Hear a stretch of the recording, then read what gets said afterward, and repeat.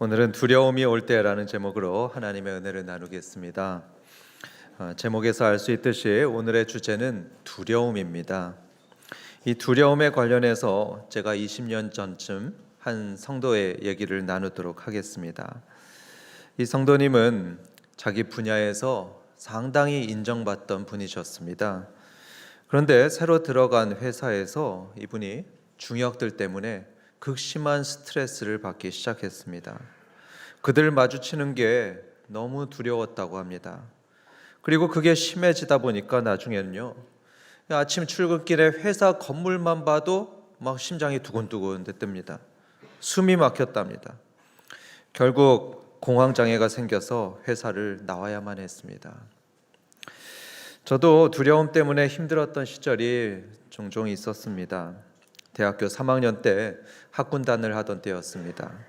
하루는 동기들과 함께 4학년 선배들 앞에 쫙 도열해 있었는데요.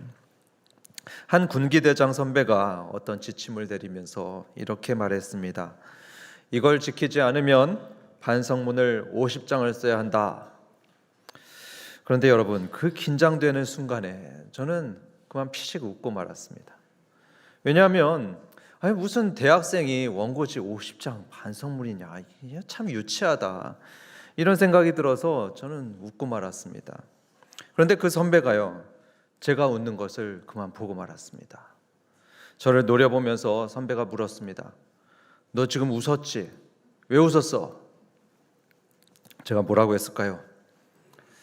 여러분들 아시는 분들 아시지만 저는 조금 솔직하고 진지한 캐릭터입니다. 그래서 때로 문제가 되는데 그때가 그랬습니다. 왜 웃었냐 하면은 잘못했습니다 이러면 될 것을 제가 뭐라고 했냐면요, 네, 원고지 50장이 우스워서 웃었습니다. 순간 주변이 착 얼어붙었습니다. 뭐 우스워? 이러면서 다음 날부터 선배들 사이에 이런 말이 돌았습니다. 김대중 어디 있어? 만나기만 하면 죽었어. 그 후로 1년 동안 저는 학교 가는 게 너무 두려웠습니다. 대학생인데 대학교 가는 게 두려웠던 겁니다. 어디서 선배를 만날지 몰라서 두려웠습니다. 그래서 수업이 없는 때면은 아예 학교를 가지를 않았습니다. 이처럼 두려움에 학교도 못 가고 또 회사도 못 가는 사람들이 있는가 하면, 어떤 분들은 가정 불화 때문에, 가정에 불화가 있으니까 자기 집에 가는 것도 두려워하는 분들이 있습니다. 요즘 같은 때에는 비행기 타는 것도 두려워하죠. 실패할까 봐 두렵고요, 가난해질까 봐 두렵고, 암 같은 중증 진단을 받을까 봐 두려워합니다. 주목할 것은 이런 두려움이 믿음의 사람들에게도 예외가 아니라는 겁니다. 평소에 신앙적기로 소문난 분들도 큰 시련이 닥치게 되면 두려움에 압도돼서 포기하는 경우들도 생깁니다. 실력 있는 사람도 마찬가지입니다. 평소에는 공부를 잘하던 학생이 멘탈이 약하면 어떻게 됩니까? 시험장에서 두려움이 몰려오고 긴장감이 몰려오면서 머리가 하얘진다고 하죠. 그러면서 전혀 실력 발휘를 못합니다. 아무리 뛰어난 실력자라도 두려움 앞에서는 속수무책인 경우들이 있습니다. 그렇다면 여러분, 이런 두려움을 어떻게 극복할 수 있을까요? 어떻게 하면 두려움에 짓눌리지 않고 담대하게 살아갈 수 있겠습니까? 지금부터 본문 말씀을 보면서 이 질문에 대한 하나님의 답을 들어보겠습니다. 우선 여러분, 이 성경책 이름이 뭡니까? 여호수아서이죠. 그래서 여호수아가 누군가, 이것부터 한번 살펴보겠습니다. 1절을 보겠습니다. 여호와의 종 모세가 죽은 후에 여호와께서 모세의 수종자 눈의 아들 여호수아에게 말씀하여 이르시되. 여기서 여러분, 여호수아는 모세의 누구라고 소개하고 있습니까? 그렇죠, 모세의 수종자, 다시 말하면 모세의 비서였다는 얘기입니다. 많이들 아시겠지만 모세라고 하면 지난 40년 동안 이 이스라엘을 이끌었던 최고의 지도자였습니다. 그런 모세를 그림자처럼 항상 따라다니면서 보좌해 왔던 사람이 바로 여호수아라는 사람입니다. 오늘날로 말하면 대통령의 비서실장의 역할을 했다, 이렇게 볼 수 있습니다. 이제 이들은 40년 동안의 그 긴 광야 생활을 마치고 드디어 하나님께서 약속하신 저 가나안 땅을 눈앞에 마주했습니다. 이 요단강만 건너게 되면 이제 그동안 꿈꿔왔던 그 젖과 꿀이 흐르는 땅을 들어갈 수 있는 것입니다. 그런데 그 결정적인 때에, 이 결정적인 때에 무슨 일이 일어나냐면 모세가 죽게 됩니다. 지도자에서 모세가 물러납니다. 그리고 그 후임자로 여호수아를 하나님께서 지명하십니다. 여러분, 그 순간에 여호수아의 마음이 어땠을지 여러분 한번 상상해 보시기 바랍니다.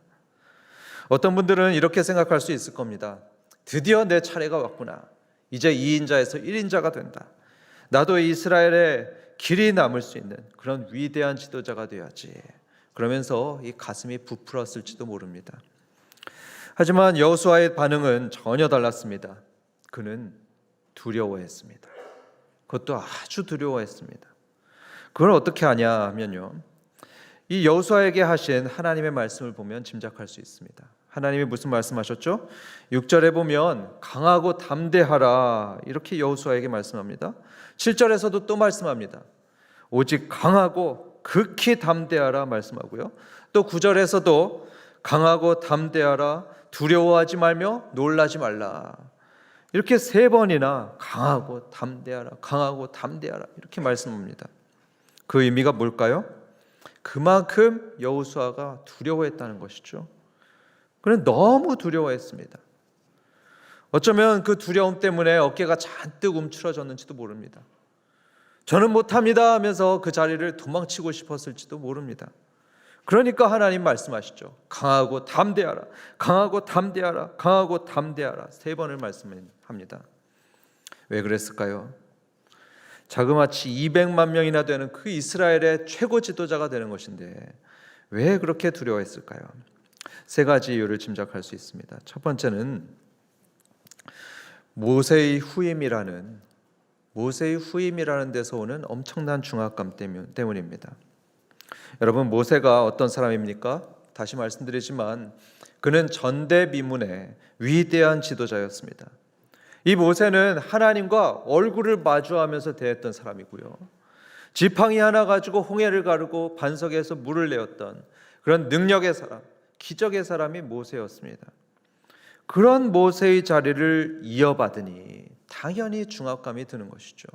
마치 세종대왕의 후임이 되는 것처럼 기쁨보다는 두려움이 컸을 겁니다.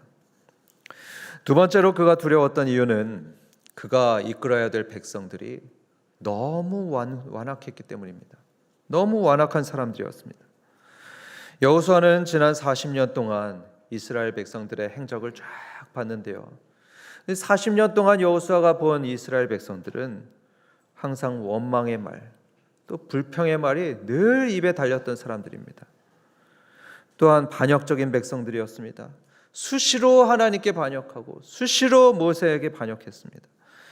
그러니까 하나님의 친구라고 일컬어졌던 그 모세한테도 대들었고요. 심지어 몇 번은 이 돌을 들어가지고 모세를 죽이려고 막 던져가지고 죽이려고도 했습니다. 모세만큼 온유한 사람은 다시 없다 이렇게 하나님께서 인정해주고 칭찬해 주셨는데요. 그런 인격적인 지도자한테 대들고 또 맞섰습니다. 다시 말해서 패역과 반역이 몸에 배어 있었던 사람들이 이 이스라엘 백성들이었습니다. 그러니 여호수아는 두려웠던 겁니다. 이 모세조차 감당하기 힘들었던 이 백성들을 과연 내가 감당할 수 있을까?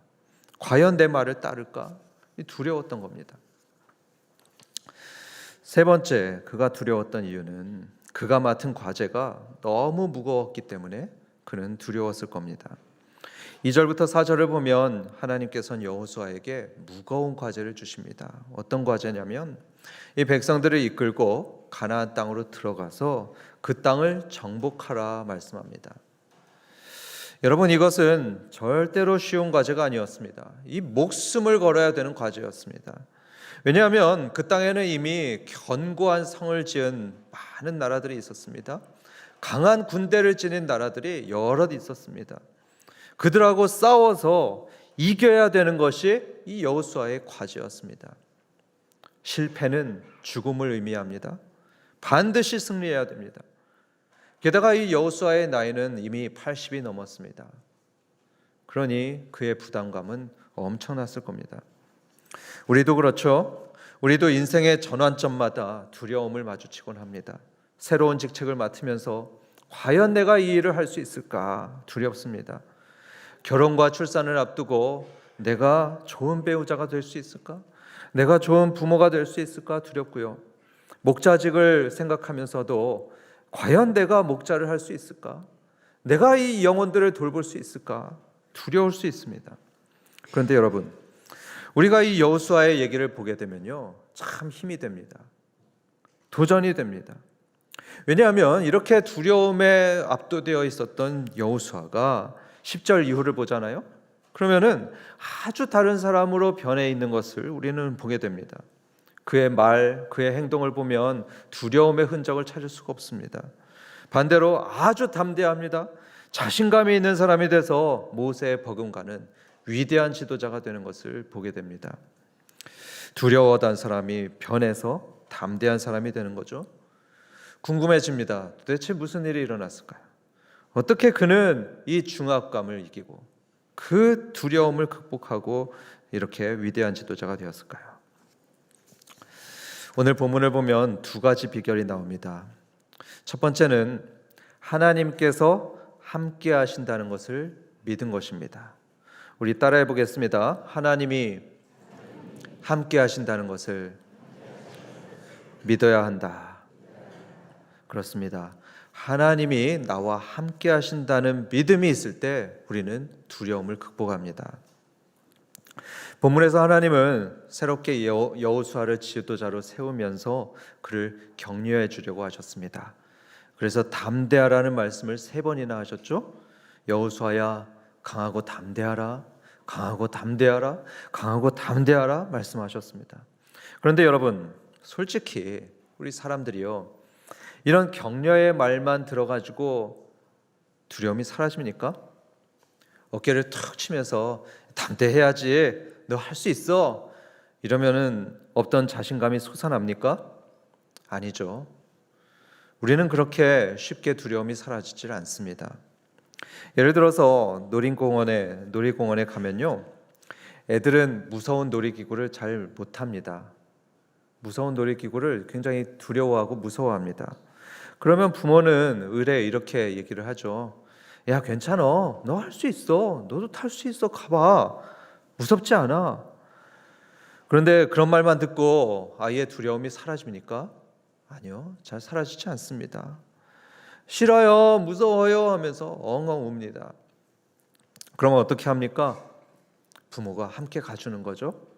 손도 잡아주고 때로는 안아주면서 같이 가자, 할 수 있어, 아빠도 같이 가잖아, 이러면요, 아이가 용기를 내서 같이 갑니다. 하나님도 그 사실을 잘 아셨습니다. 그래서 단순하게 그냥 강하고 담대해라 이렇게 말씀만 하지 않고요, 거기에 덧붙여서 너와 함께 하겠다 이렇게 약속하면서 같이 가자고 하십니다. 5절과 6절을 보겠습니다. 내 평생에 너를 능히 대적할 자가 없으리니 내가 모세와 함께 있었던 것 같이 너와 함께 있을 것임이니라. 내가 너를 떠나지 아니하며 버리지 아니하리니 강하고 담대하라. 또 9절입니다. 강하고 담대하라. 두려워하지 말며 놀라지 말라. 내가 어디로 가든지 네 하나님 여호와가 너와 함께 하느니라. 여호수아는요, 하나님과 동행한다는 게 얼마나 중요한지 잘 알고 있었습니다.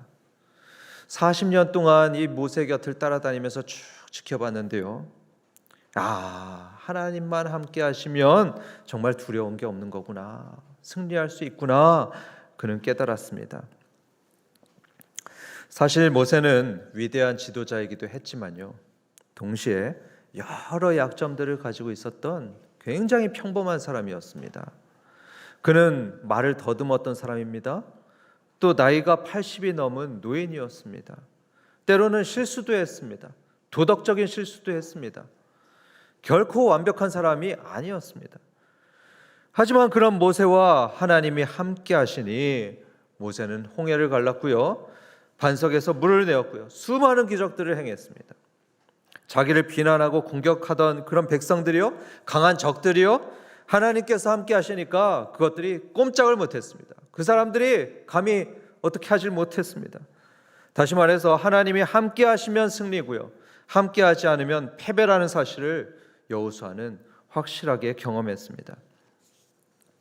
그런데 오늘 보면요, 하나님께서 여호수아에게 이렇게 약속하십니다.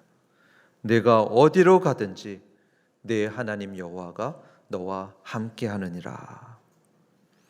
와, 모세와 함께 하셨던 그 전능하신 하나님이 이제부터는 자기하고도 함께 하시겠다고 약속하고 있는 겁니다. 이 약속을 여호수아는 굳게 믿었습니다. 그러자 여호수아에게 변화가 일어났습니다. 그의 마음에서 두려움이 떠나갔습니다. 대신 나도 할 수 있다, 나도 할 수 있어, 이 자신감이 그의 마음을 채웠습니다. 하나님이 함께 하시거든요. 전능하신 하나님이 함께 하신다고 그 말씀을 하니까 사람이 두렵지 않았습니다. 전쟁도 두렵지 않았습니다. 그러면서 가나안 땅 정복이라는 그 위대한 일을 해내게 됩니다. 사랑하는 성도 여러분, 놀랍게도 이 함께하겠다는 하나님의 약속이 오늘날 저와 여러분에게도 동일한 약속으로 주어졌습니다. 예수님께서 그 말씀하셨죠. 부활하고 승천하시면서 예수님은 말씀하셨습니다. 내가 세상 끝날까지 너희와 항상 함께 있으리라. 제자인 우리들에게 하신 말씀입니다. 주님께서 우리에게 하신 약속이란 말씀이죠. 그래서 여러분, 이 약속대로 전능하신 하나님이 여러분과 항상 함께 계시다는 걸 믿으시기 바랍니다. 어떤 분들은 이런 생각을 할 수 있습니다.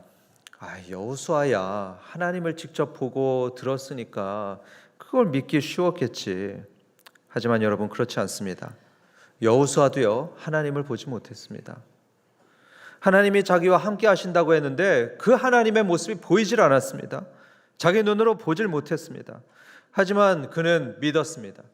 자기와 함께 하시겠다는 그 하나님의 약속을 믿고 한 발짝 한 발짝씩 전진해 나갔습니다. 우리도 마찬가지입니다. 우리 눈에는 하나님이 보이질 않습니다. 하지만 살아계신 하나님께서 나와 함께 하시겠다는 그 약속을 믿는 것입니다.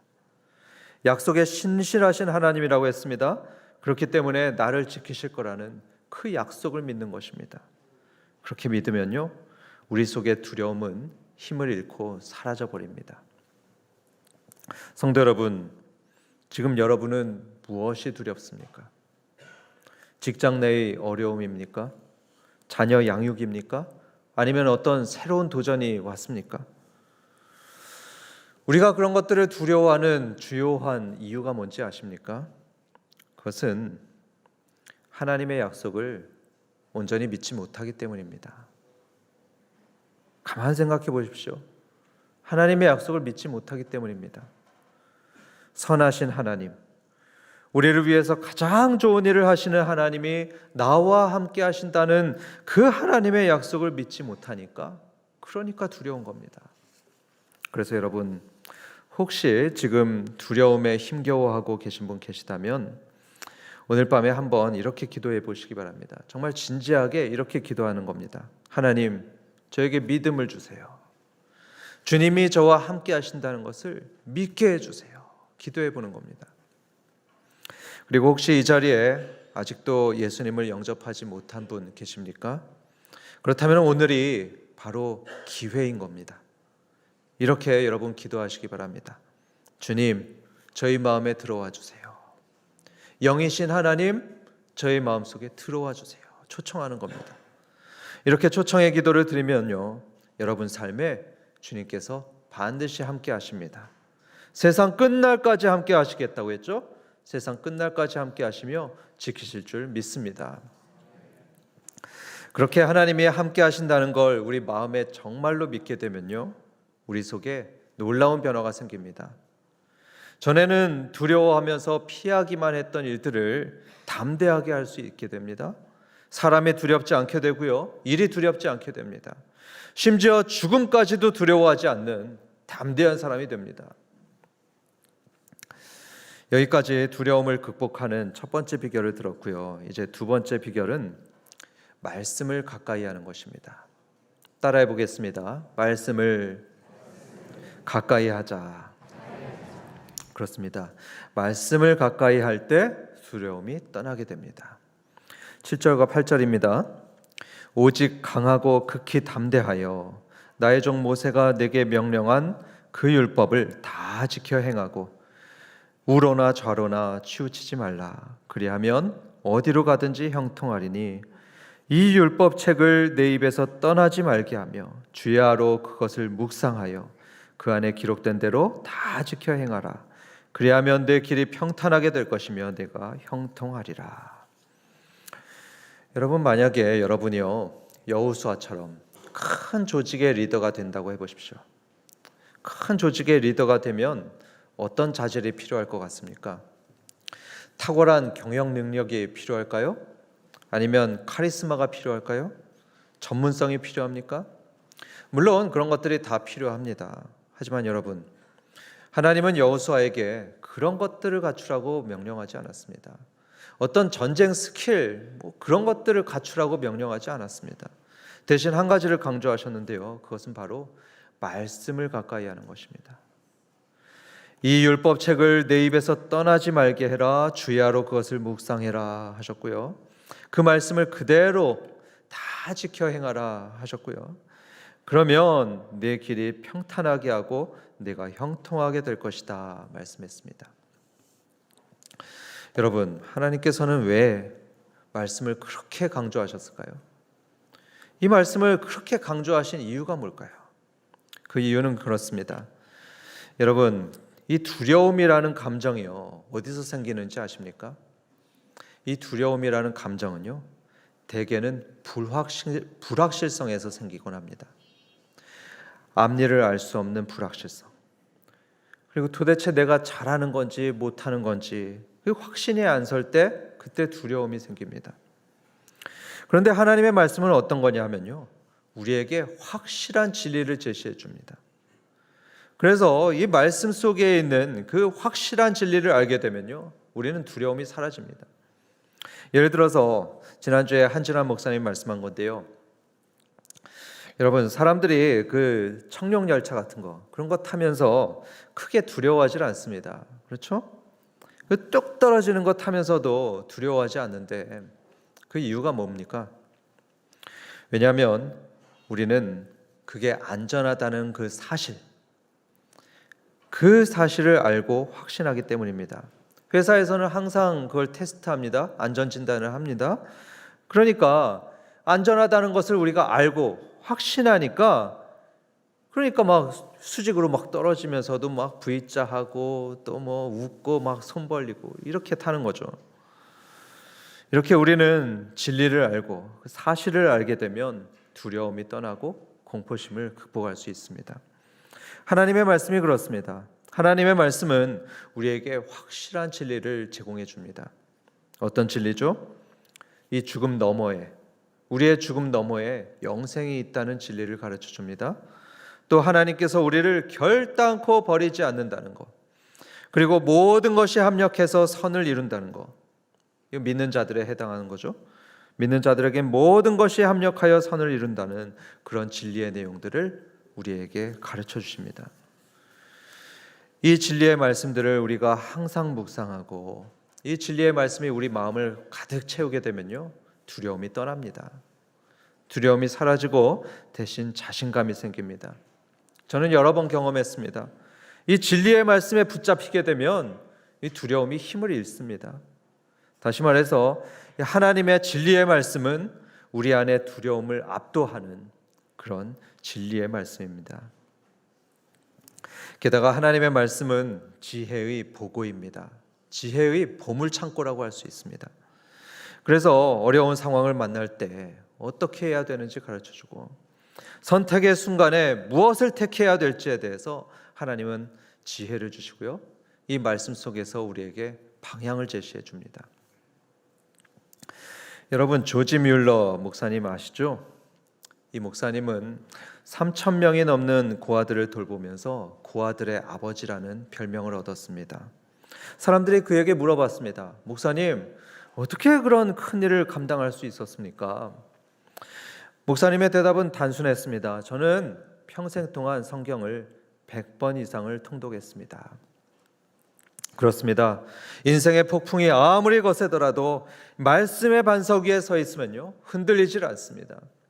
그래서 하나님은 앞으로 전쟁을 지휘하면서 이스라엘을 끌고 나가야 될 그 여호수아에게 다른 것보다도 말씀을 가까이 하라고 명령했습니다. 우리도 마찬가지입니다. 여러분, 우리 인생이 전쟁터 아닙니까? 인생이 전쟁이고요, 우리 직장이 전쟁터입니다. 이 전쟁에서 승리하려면 말씀을 가까이 해야 됩니다. 말씀을 가까이 할 때 우리는 8절의 말씀처럼 평안을 누리고 형통을 누리게 됩니다. 결론을 맺겠습니다. 사랑하는 성도 여러분, 오늘 우리는 두려움을 이기는 두 가지 비결을 함께 살펴봤습니다. 그게 뭐죠? 하나님이 나와 함께 하신다는 것을 믿는 것, 그리고 그분의 말씀을 항상 가까이 하는 것, 그것이 두려움을 이기는 비결들입니다. 여호수아는 이 두 가지 비결로 승리했습니다. 마찬가지로 우리도 이 두 가지를 굳게 붙잡으면요, 모든 두려움을 이길 수 있습니다. 바라기로는 세상이 주는 두려움에 짓눌리지 않고 믿음과 말씀으로 무장하셔서 담대하게 전진하는 저와 여러분이 되기를 주님의 이름으로 축원합니다.